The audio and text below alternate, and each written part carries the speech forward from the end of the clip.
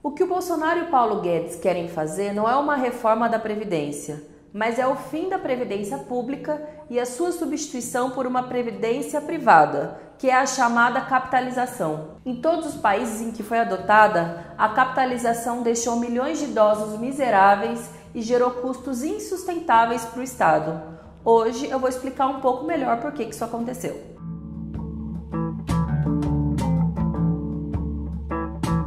Mas o que é capitalização? Hoje, a Previdência Social funciona assim. Os trabalhadores ativos, as empresas e o Estado contribuem para bancar a aposentadoria dos trabalhadores inativos. E esse modelo é chamado de repartição. E eles querem mudar para um modelo de capitalização, em que cada trabalhador cria uma poupança individual que é administrado por uma espécie de banco, que são os fundos de pensão. E depois ele se aposenta com o dinheiro que ele conseguiu juntar. Mas por que ela é ruim? O princípio da Previdência é distributivo, ou seja, visa diminuir as desigualdades, fazendo com que os jovens contribuam para os idosos, com que os saudáveis contribuam para os doentes e assim por diante. Ao substituir o modelo de repartição pelo de capitalização, esse pilar solidário, que é o coração da Previdência, é destruído, dando lugar para o cada um por si. Obviamente, os mais prejudicados com isso são os mais pobres. Em países como o Brasil, em que há um grande número de desempregados e trabalhadores informais, as pessoas têm muita dificuldade de juntar dinheiro para aplicar todos os meses na capitalização. Isso faz com que os trabalhadores, ao se aposentarem, recebam benefícios muito baixos, que muitas vezes não duram até o fim da vida. No Chile, onde há o regime de capitalização, quase 80% dos aposentados recebem menos de um salário mínimo e 44% dos idosos estão abaixo da linha da pobreza. Mas em muitos casos, os trabalhadores simplesmente não conseguem se aposentar. No México e na Colômbia, que também adotaram o modelo de capitalização, 7 em cada 10 trabalhadores não possuem cobertura previdenciária. E tem mais, as maiores prejudicadas são as mulheres, porque têm mais dificuldade de permanecer em empregos formais. No Chile, 62% das pessoas que estão sem aposentadoria são mulheres. Além disso, outro risco que é muito grave é esse fundo de pensão quebrar quando ele é mal administrado ou quando tem uma crise econômica, deixando milhões de trabalhadores sem aposentadoria. Mas quando a previdência é pública, esse risco não existe. E é por isso que nós dizemos que a PEC 06 é o fim da Previdência e não uma simples reforma. Mas o governo diz que a reforma da Previdência vai gerar empregos e diminuir os gastos. Será que isso é verdade? De jeito nenhum. Em nenhum país do mundo, o lucro obtido pelos bancos através da capitalização foi investido para gerar empregos. Os bilhões que os banqueiros lucraram cobrando altas taxas de administração foram investidos fora dos seus países. E na maioria dos casos, nos Estados Unidos. Além disso, implementar a capitalização custa muito caro para os cofres públicos.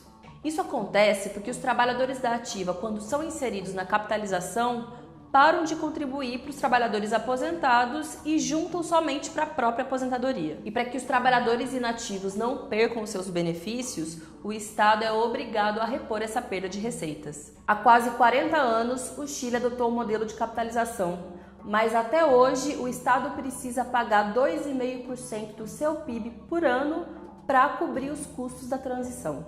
Os países que adotam o modelo de capitalização, somando os custos de todos os anos, gastam cerca de um PIB inteiro.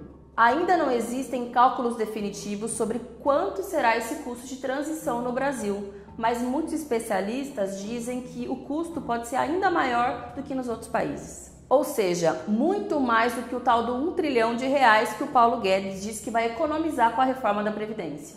Ué, mas e aquele papo de que o Brasil precisa de uma reforma da Previdência para não falir? Pois é, os custos de transição para o modelo de capitalização mostram que o principal argumento do governo é uma mentira.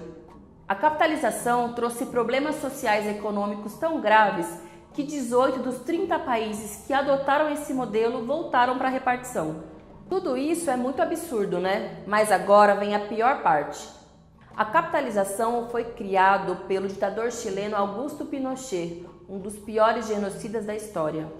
O Pinochet foi responsável pela morte de pelo menos 60 mil pessoas. Esse extermínio teve por objetivo calar a boca das pessoas que se opunham a esse modelo econômico que agora o Bolsonaro quer implementar no Brasil. E o próprio governo diz que o Chile é a sua inspiração. O Bolsonaro sempre elogiou o Pinochet. E o ministro da Casa Civil, Onyx Lorenzoni, diz que naquele país foi necessário ter um banho de sangue para arrumar a economia. Já Paulo Guedes tem relações com os economistas do ditador Pinochet e morou no Chile quando o sistema de capitalização foi implementado por lá.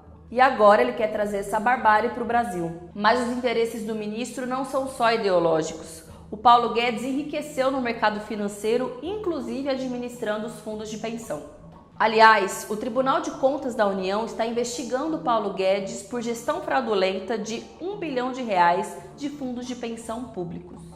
Há suspeitas de que o ministro tenha administrado esses fundos de pensão mais para beneficiar a si mesmo do que os trabalhadores que contribuíram. Sem dúvida alguma, os interesses por trás da reforma da Previdência não são nem um pouco nobres. A reforma da Previdência tem tantos absurdos que tem muita gente que ainda nem sabe da capitalização, mas ela é um dos pontos mais importantes e talvez mais graves da reforma. Por isso, precisamos disseminar essa informação. Ajuda compartilhando esse vídeo, mostrando para os seus amigos e abrindo um comitê doméstico.